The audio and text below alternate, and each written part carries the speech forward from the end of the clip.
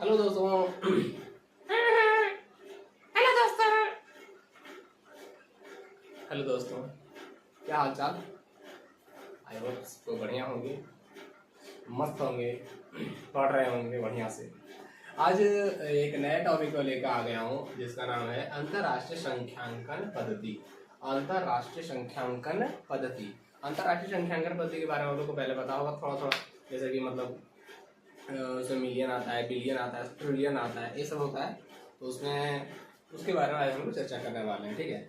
उसका first topic है, topic उसमें फर्स्ट में बोल सकते हैं, मतलब शुरुआत होता है देखो इकाई से, है ना। इकाई, दस, सैकड़ा, हजार, 10,000, 100,000, million, 10 million, 100 billion, billion, 10 billion, 100 billion, trillion, 10 billion, 10 trillion और 100 ट्रिलियन। ये ऐसे करके टॉपिक है, मतलब ये इस तरह से होता है, ठीक है। आगे देखते हैं। दूसरी दोस्तों मैंने लिख दिया है इससे पहले भारतीय अंतर्राष्ट्रीय संख्यांकन पद्धति को, इसको पढ़ते हैं कैसे, एक बार मेरे साथ पढ़िए आप लोग, याद हो जाएगा, पढ़ते पढ़ते आप लोग को याद हो जाएगा। देखिए पहले इकाई सेम, कुछ हद तक ये सेम जाएगा भारतीय संख्यांकन पद्धति के जैसा, थोड़ा सा ये बदलेगा। देखिए इकाई, फिर दहाई, सैकड़ा, हजार, 10,000, उसके बाद जो आता है 100,000। इसमें 3 टर्म आ गया, ये देखिएगा, थोड़ा इस पर फोकस करिएगा, ठीक है ना। उसके बाद मिलियन, 10 मिलियन, 100 मिलियन, ये भी देखिए 3 टर्म। बिलियन, 10 बिलियन, 100 बिलियन, ये भी 3 टर्म आया। उसके बाद ट्रिलियन देखिए, तो ट्रिलियन, 10 ट्रिलियन, 100 ट्रिलियन। इसमें देखिए क्वाड्रिलियन, क्वाड्रिलियन, 10 क्वाड्रिलियन और 100 क्वाड्रिलियन।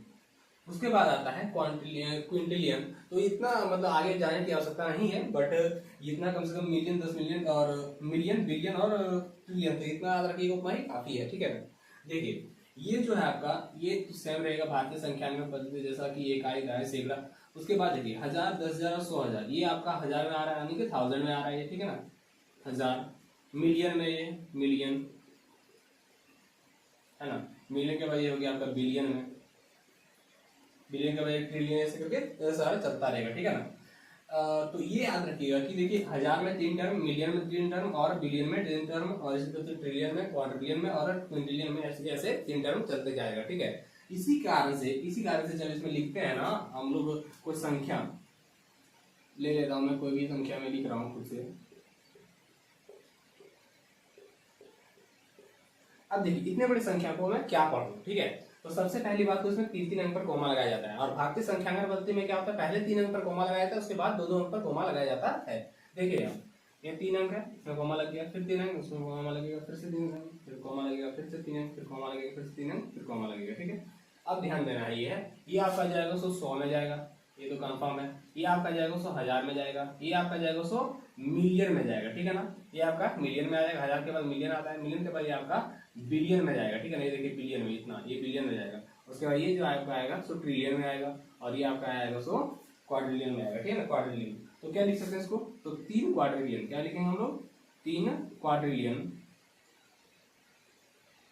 क्वाड्रिलियन। उसके बाद 434 ट्रिलियन। तो 434 हम ऐसे हिंदी मतलब अंकों में लिख दे रहा हूँ, जरूरत पड़े तो आपको जिस मतलब जैसा सुविधा हो उस तरह से लिखिएगा। 434 ट्रिलियन। फिर क्या है, 343 बिलियन, 343 बिलियन।